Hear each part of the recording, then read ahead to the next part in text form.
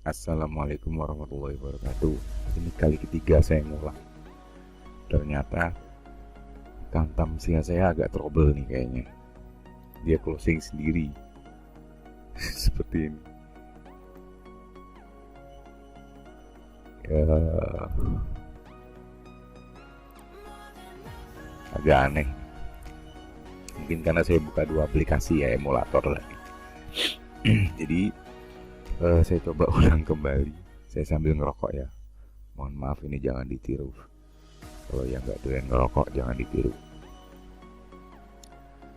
Bahasan saya adalah yang pertama, masalah jumlah pakan atau jenis pakan yang biasa dipakai oleh body farm.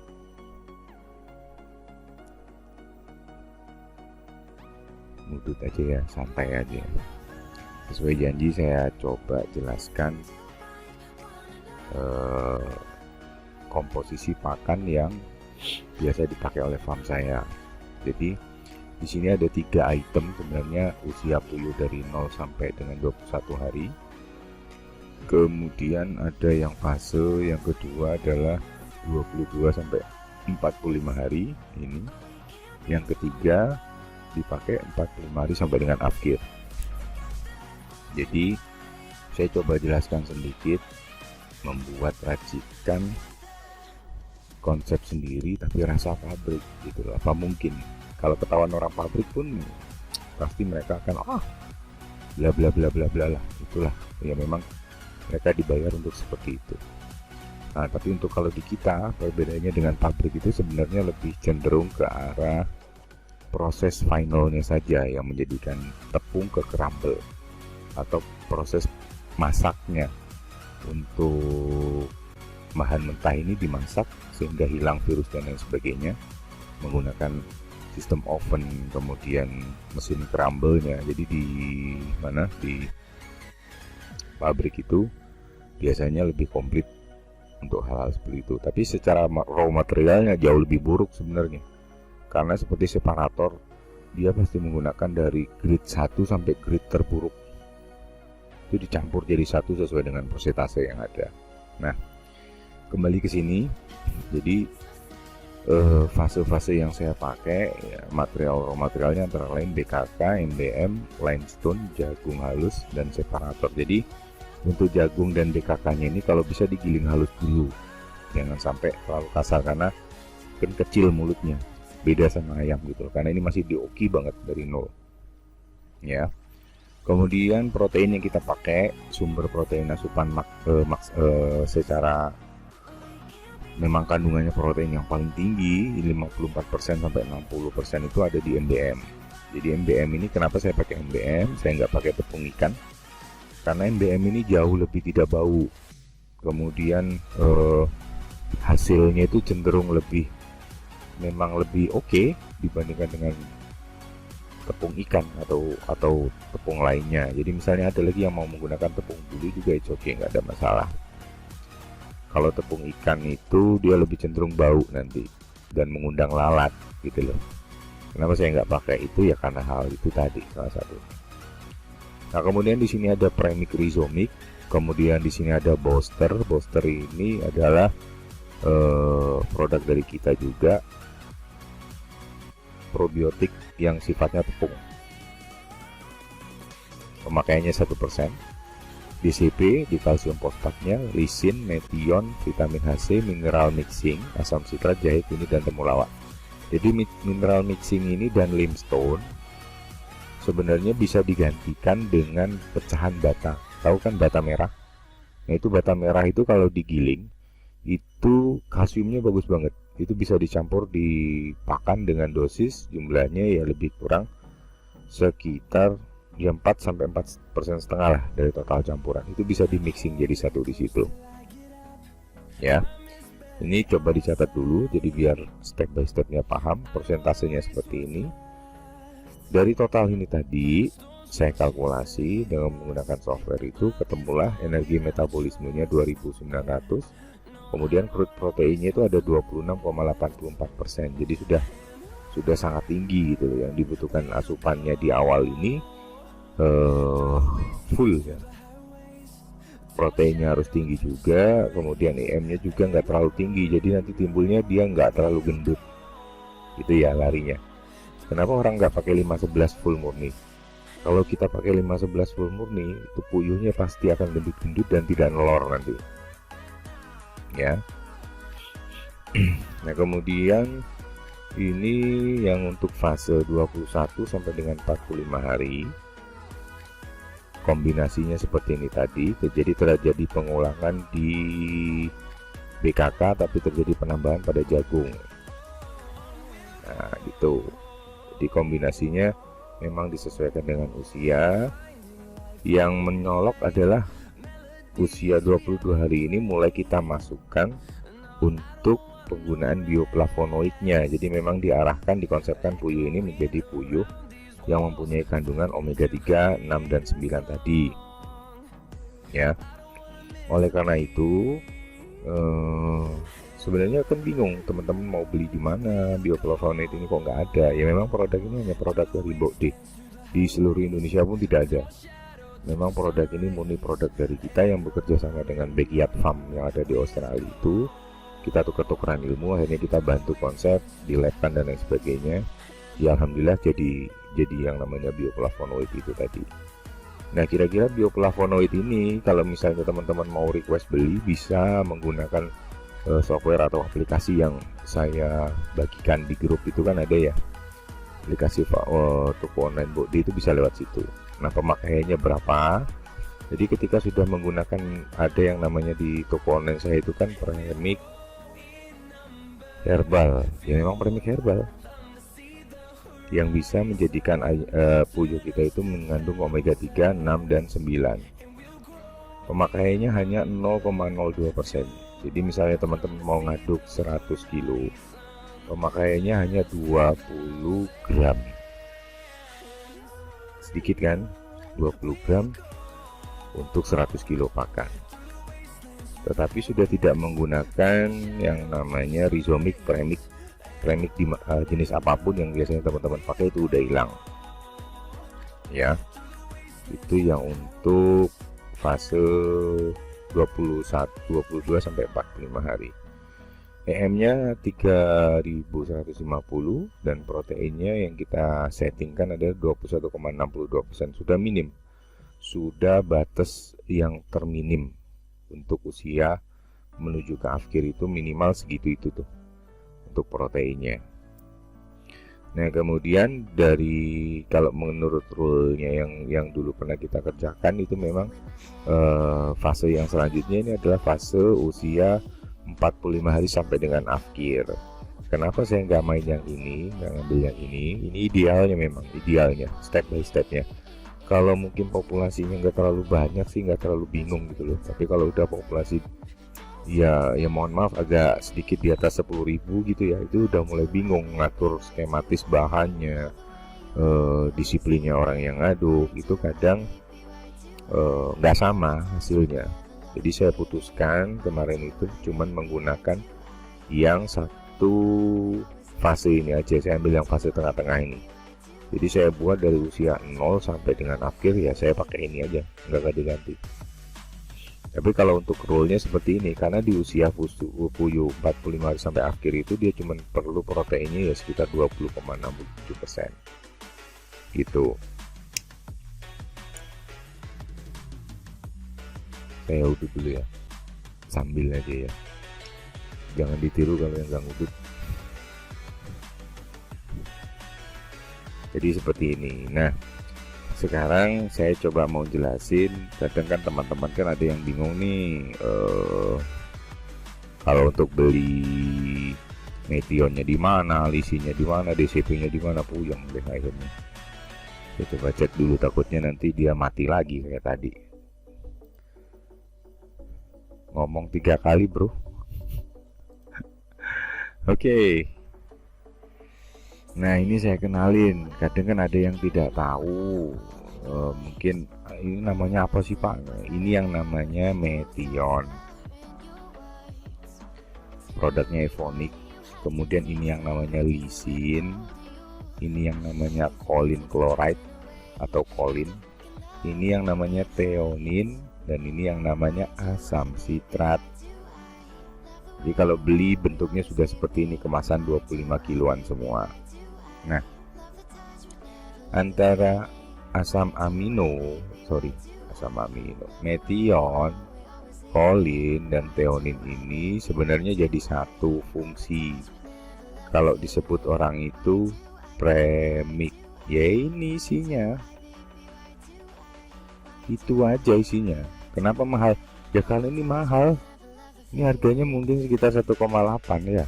Kalau di macam-macam daerah itu macam-macam beda-beda. Nah, ini yang namanya premik. Tapi kalau di saya premiknya saya buat herbal, kemudian saya tambah mereka ini dengan 5 jenis. Ada satu lagi yang namanya DCT. Ya. Nah, sebenarnya produk-produk ini sebenarnya namanya adalah produk pelengkap. Jadi biar komplit aja. Fungsinya apa sih?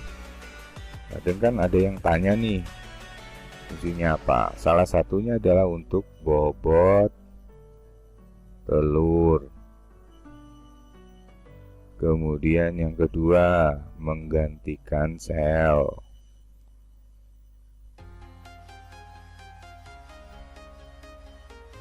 yang rusak. Dan yang ketiga,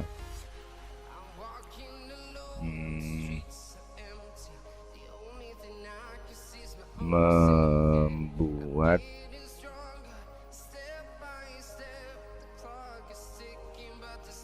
kenaikan pada bobot. Jadi kalau yang kecil mulai disetting kenaikan bobotnya di sini nih dengan menggunakan item ini tadi. Ya, bobot telur, kemudian menggantikan sel. Oh, yang tidak kalah penting ini produktivitas pakan atau efisiensi lah bahasanya. Kenapa saya bilang begini? Coba dilihat. Kalau puyuh EM-nya kurang dari 2900 dan CP-nya kurang dari 20,60%, itu coba lihat asupan pakannya bisa lebih mencapai 28 gram per ekor. Bangkrut nggak kira-kira? Ini pengalaman saya sendiri nih. Tapi ketika kita sudah komplitkan dengan ini, asupan pakannya yang terjadi awalnya memang 28 gram. Jenis puyuhnya mutiara dan peksi. Tapi lambat laun karena sistemnya puyuh itu ad libitum. Jadi puyuh itu jangan sekali-sekali makannya dibatasi ya, atau ditaker, nggak boleh. Jadi dia bisa menyesuaikan. Jadi nanti ketika lambat laun seiring dengan usia itu akan turun ke 26, turun lagi reduce 25 sampai idealnya antara 21 dan 23. Sebenarnya segitu. Ini untuk jenis puyuh yang besar ya. Kalau puyuh lokal mungkin sekitar 20 sampai 18 gram. Itu yang puyuh lokal. Jadi teman-teman perhatikan betul, jangan sampai mengejar ini secara hitungan. Mungkin kadang kan sudah dihitung nih kali populasi, ternyata puyuhnya makannya masih kurang. Efek dominonya seret ya kan, telur drop, mortalitas banyak. Nah ini perhatikan betul, ujung-ujungnya nanti rugi. Karena apa? Produktivitasnya itu tidak tercapai. Itu. Jadi peternak itu harus pinter-pinter banget. Jangan kemakan omongan pakan murah tanpa hitungan. Gitu. Sampai sini paham ya? Di foto dulu atau di crop dulu ya bebas. Mungkin sambil dilihat. Nah kemudian Kadang kan ada yang tanya nih, Pak, di daerah saya ini agak susah untuk cari yang item ribet banget begini nih. Ada nggak yang murah, yang gampang? Ada, saya tunjukin. Nah, ini yang paling murah. Kenapa bisa jadi harganya 4.500? Karena posisinya masih harga yang saya lengkapi dengan bioplavonoid dan lain sebagainya. Saya fair aja, terbuka aja Pak, harganya. Nah, dari sini tadi untuk posisi pakan, misalnya pakan pabrikan ya, mau setting dari awal ada dua. Jadi misalnya usia 0 fasenya ke 21 hari, fase sampai bertelur 5% ya. Ini kita pakai campurannya 5-11, kemudian konsentrat, grower, kemudian separator, premix atau ada boleh. Cukup pakai ini aja. Jadi ini satu sak. Kemudian konsentrat growernya 20%. 20%, 10% aja. 10% ya. Saya lupa dulu. Nah, kemudian separatornya kita pakai sebenarnya antara idealnya itu adalah 20%. Jadi misalnya 50 kilo kita ganti kita 5,2, bisa dipakai 10 kilo. Nah, ini kita pakai 5 kilo nggak apa-apa. Konsentrat grower range-nya antara 3 sampai 5.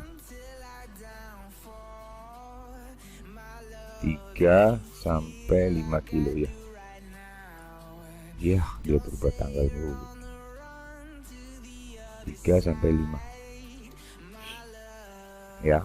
Kemudian premixnya nggak usah banyak-banyak, samain aja dengan yang ada di sini, cuman 0,1%. Jadi 0,1% itu ya lebih kurang kalau dikalikan 50 kilo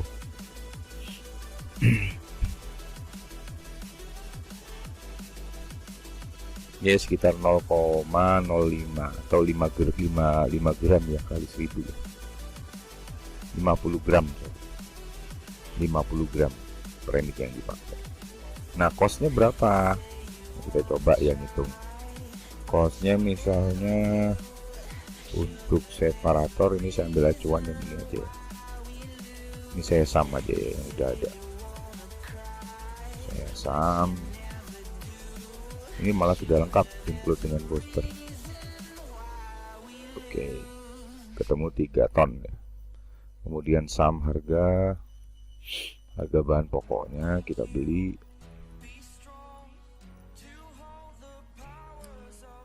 14 juta, kita bagi ketemu 4.500. Dahsyat kan?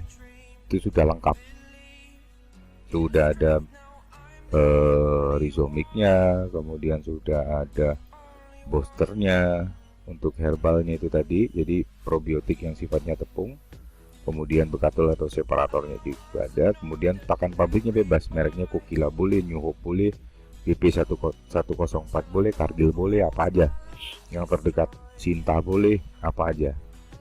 Kalau ini udah nggak usah diutak-atik, dia sudah punya standarisasi sendiri gitu loh. Yang kita mainkan hanya di konsentrat, bekatul, booster, dan premix gitu. Nah, ini bisa diberikan pakan self mix namanya ya, pakan self mix. Ini bisa diberikan ketika si puyuh sudah bertelur 5%. Sebelum dia 5%, jangan sekali-sekali coba menggunakan pakan yang seperti ini. Tetap pakannya harus seperti ini ya. Ini harus sama dulu nih, jadi biar tahu 50 kilo ya, satu sak. Jadi campurannya lebih kurang seperti ini. Ini sudah bisa untuk mencukupi energi metabolismenya sekitar 2900 sampai dengan 2950. Crude proteinnya sudah mencapai sekitar 26%. Itu sudah bisa mencukupi seperti ini. Nah, yang paling penting sebenarnya adalah separator ini, karena masing-masing daerah itu kan akan beda. Saran saya, mintalah separator murni yang sifatnya ovenan atau pabrik besar. Jadi kalau belinya di penggilingan padi dan lain sebagainya itu kadang sudah dicampur nih, ada yang dicampur pasir bisa, dicampur dengan kulit kopi bisa, dicampur dengan serbuk kayu gergaji bisa, sehingga efek dominonya nanti terjadinya pada telur kita ini tadi. Nah, inilah yang saya bilang fase-fase validasi untuk formulator pakan yang biasa saya pakai. Jadi dulu saya di awal-awal pakai yang seperti ini nih, karena lebih murah, kemudian costnya juga nggak terlalu tinggi, terus cari barangnya juga nggak terlalu ribet. Nah, tinggal teman-teman tambahin aja di sini bioflavonoid, itu tambah lebih jos lagi. Jadi posisinya tinggal order aja di mana, di toko online saya itu. Nanti trial itu sudah jadi omega 3, 6 dan 9, tapi sudah tidak perlu lagi yang namanya premix. Apapun premix yang ada yang teman-teman pakai itu sudah nggak perlu. Jadi sudah dihilangkan, karena di dalam bioflavonoid ini sebenarnya sudah tercover untuk kebutuhan dari premix yang ada. Ini yang bisa saya pakai gitu ya. Jadi biar nggak bingung nih. Jadi teman-teman pada tahu semua, tidak ada yang saya tutupin. Total pakan yang biasa dipakai oleh Mbok D gambarannya seperti ini. Saya hanya pakai yang ini saja. Nih, yang saya pakai yang ini. Monggo mau dilihat di copy bebas, dicatat sendiri juga oke. Yang penting semuanya berkreasi. Ini pakan lengkapnya yang saya bilang rasa pabrik tadi, bedanya cuma di posisi masak. Yang pabrik mungkin lebih ke arah crumble, kalau yang ini masih tepung. Jadi seperti itu teman-teman. Kalau ya ada yang mau ditanyakan, silahkan japri atau tinggalkan pesan di link. Jangan lupa share yang ada di sini. Untuk link videonya dibagikan, semoga bermanfaat saja sifatnya. Apa yang bisa saya bantu, saya coba bantu, saya coba berkarya. Episode kedua ini saya lebih cenderung persiapan pakan, karena saya rasa kalau yang sudah terbiasa nonton dari awal, video pertama itu udah disiapin untuk konsep kandang. Sekarang adalah konseptor untuk pakannya. Seperti ini pakan yang biasa saya racik sendiri, self mix. Kalau di Jawa mungkin agak gampang. Teman-teman tinggal mengalokasikan saja di mana. Cuman jangan lupa dari semua pakan itu tadi kuncinya ada di bioflavonoid ini. Kalau teman-teman lebih fokus untuk konsep telur omega 3. Karena apa? Dari posisi ini tadi kita mencoba untuk ngeset, artinya jangan sampai posisi dari telur tadi ya itu sama dengan yang lain, ya harus beda dong gitu loh. Beda yang sifatnya dengan orang lain akan beda. Jadi kalau benefitnya yang saya mau ajarkan ini kan konsepnya adalah price-nya, harga telur terserah kita yang ngisi gitu loh. Jadi kalau sudah plus bioflavonoid itu menjadi dua segmen pasar. Biasa udah lewat, omega masuk. Nah, dua item ini tadi coba dikembangkan dengan segmen pasar yang berbeda, sehingga mungkin ada beberapa teman, mungkin dia peternak puyuh biasa ya, orang tahu isinya adalah kuning pucet gitu, cenderung putih ya, sedangkan telur kita di sini isinya orange dan omeganya lutein atau putih telur ya, atau putih telurnya itu kental banget kayak plastik gitu. kental, tidak berbau amis.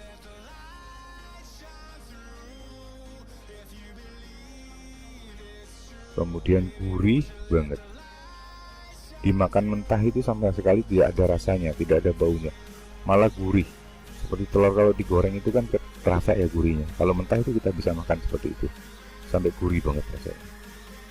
Nah ini yang saya konsepkan ke teman-teman. Kenapa sih pakai asupannya ada bioflavonoidnya tadi? Itu untuk konsepin seperti ini. Namun jangan lupa harga pakan sama, asik kan? Harga pakan sama, tidak beda dengan pakan yang pabrikan gitu loh. Tapi hasilnya luar biasa, berbeda dengan orang lain. Jadi ketika misalnya pasarnya sepi yang untuk omega, dia jual aja ke pasar yang biasa. Tapi kan tidak rugi, nggak ada masalah karena harganya sama dengan harga pakan yang kita buat tadi gitu loh. Tidak ada benefit perbedaannya, kuncinya cuma ada di bioflavonoidnya itu aja. Yang tidak dimiliki oleh orang-orang, kebanyakan kan peternak tidak memiliki itu. Nah oleh karena itu inilah yang mau saya konsepkan. Jadi misalnya ini dijual harga 26.000, kalau yang omega ada nggak Pak? Ada 33.000, padahal telurnya sama tapi harganya beda. Inilah caranya ngatur untuk konsep sebuah pasar. Ya, jadi saya coba buat konten edukasi ini. Yang kemarin kan sudah dibuat konsep kandang, kemudian sekarang nanti saya buat ini untuk konsep pakan. Nanti yang ketiga saya buat untuk konsep kontrol, monitoring. Penting ini. Dan sifatnya adalah online, pakai HP. Enak kan? Gak ribet nyatet. Nanti saya ajarin semua. Oke teman-teman, sampai di sini dulu karena sudah cukup lama ini saya ngomong dari tadi. Nggak tahu ini ada masalah di katamsia saya, takutnya nanti hang lagi. Untuk lebih kurangnya saya mohon maaf. Tidak ada maksud untuk mengajari, tidak ada maksud untuk menjadi guru. Kita sama-sama di sini belajar.